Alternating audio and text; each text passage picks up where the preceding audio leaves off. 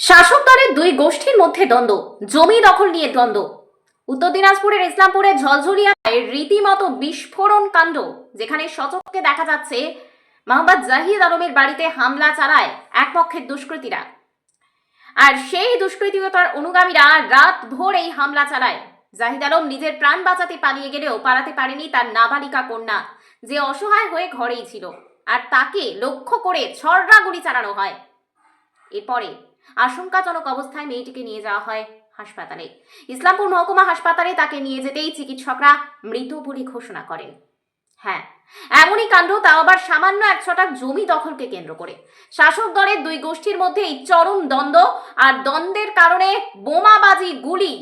শনিবারের পর অর্থাৎ শনিবার গভীর রাতের পর রবিবারেও রীতিমতো এলাকা উত্তপ্ত হয়ে থাকে। প্রচুর সংখ্যক মানুষ সেখানে চলে আসেন, ছুটে আসেন তারা। আর গোটা ঘটনায় রীতিমতো উত্তেজনা ছড়িয়ে পড়ে এলাকা জুড়ে।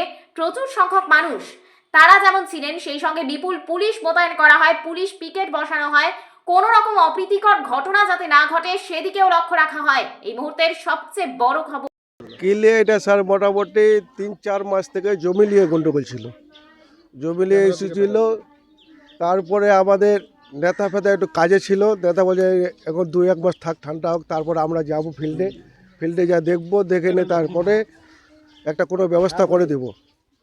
গত রোববারের দিন আমাদের হাসনুল স্যার ব্লক প্রেসিডেন্ট আমাদের আসছিল ফিল্ডে কিন্তু দেখে গেল। ওরা দেখে যাওয়ার পরে তারপরে জায়েদকে এখন পুলিশের সামনে, আমার ব্লক প্রেসিডেন্টের সামনে ধাক্কাধুকি মারধর করেছে।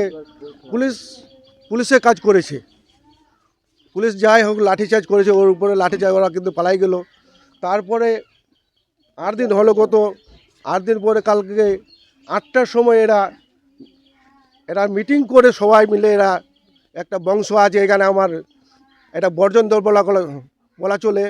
এরা কিন্তু সব জায়গায় মার ফাসাদ করে কিন্তু এইভাবে কিন্তু চলে। কিন্তু ওরা কিন্তু রাত্রে জমিলিয়ে গন্ডগোল, আমার জায়েদ যার মেয়েটা মারা গেছে ওর, আর এখানকার হকিমউদ্দিন বলে বলছি, আপনি বর্ষাতে বলছেন জমি নিয়ে বিবাদ। জমি নিয়ে বিবাদ। যে মারা গেছে তার মা বলছে কোনো জমি বিবাদ ছিল না। না, জমি নিয়ে বিবাদ, হ্যাঁ? জমি নিয়ে বিবাদ, আচ্ছা, জমি নিয়ে বিবাদ।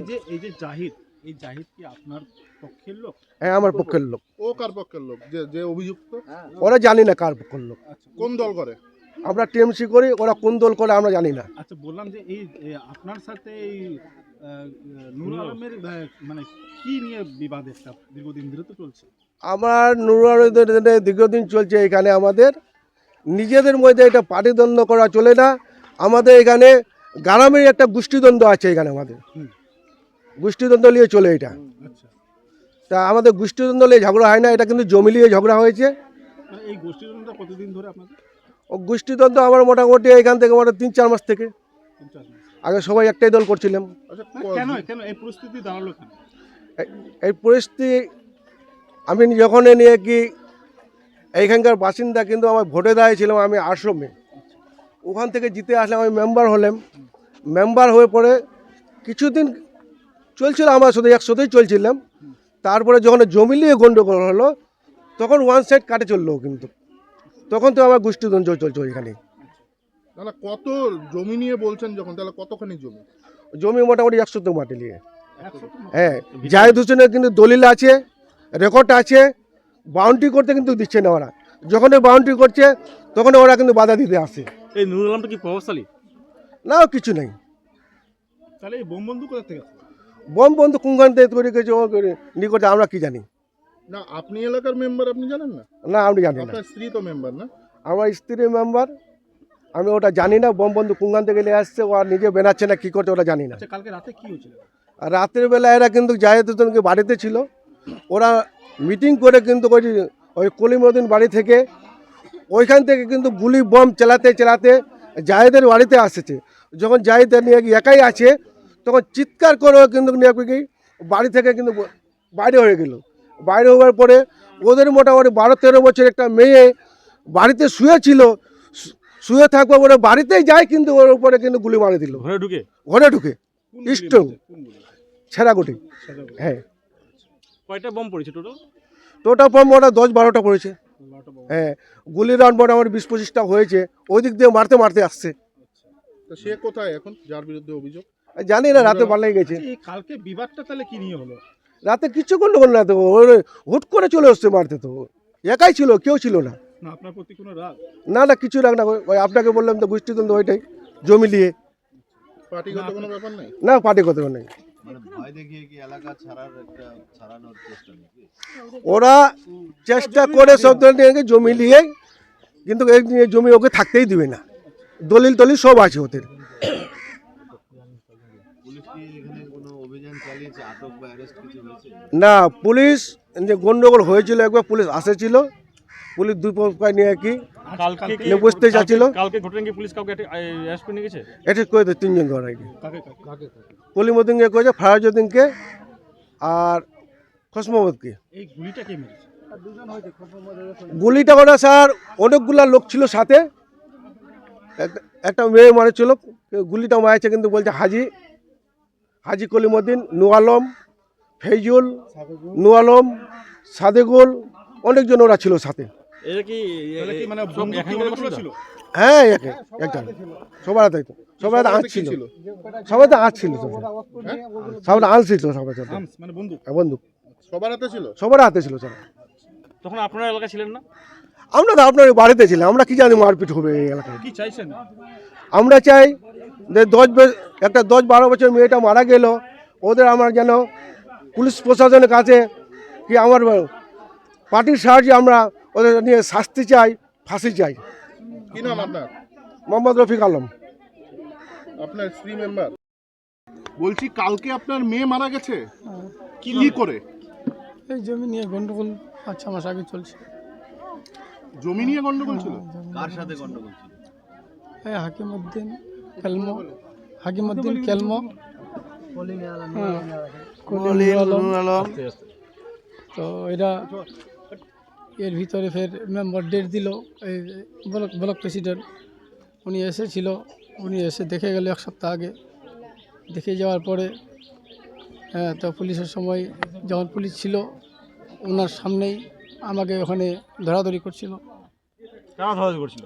এই নূর আলমওয়ালা ওরা ধরাধরি করছিল। তখন পুলিশ ওদেরকে মারধর করে পিটিয়ে দিয়েছিল, ভাগাই দিল। কালকে কি হয়েছিল?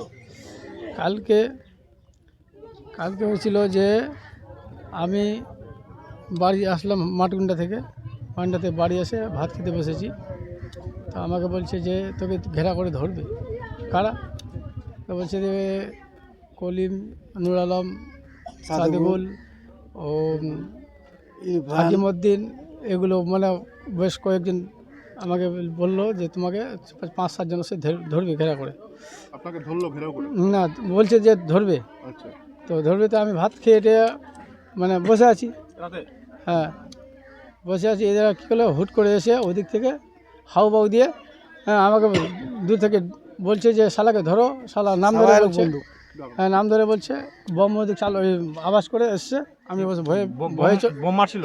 হ্যাঁ, বোম মারছিল। তো আমি ভয়ে এদিকে দিয়ে চলে গেলাম। চলে গিয়ে যাওয়ার পরে তারপরে মেয়েটা ঘরে ছিল, তো মেয়েটা শুয়েছিল, ওকে উঠাই গুলি করে ফেলে দিয়েছে। ওকে উঠিয়ে গুলি করে? হ্যাঁ, উঠিয়ে গুলি করেছে।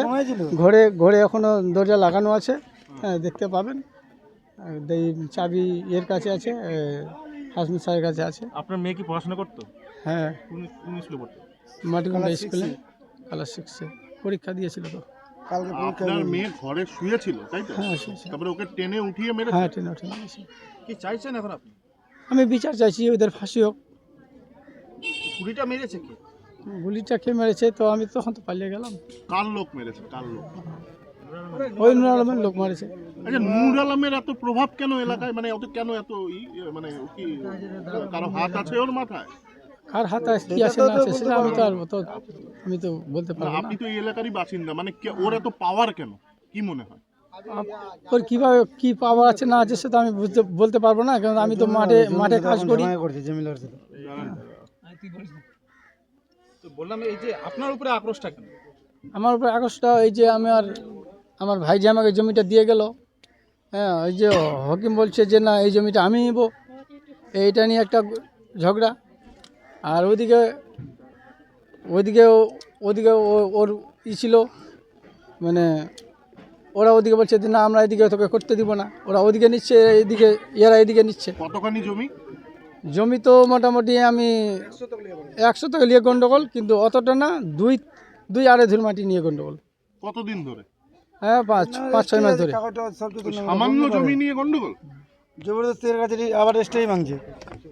কি নাম আপনার? জাহিদ মোহাম্মদ। হ্যাঁ হ্যাঁ।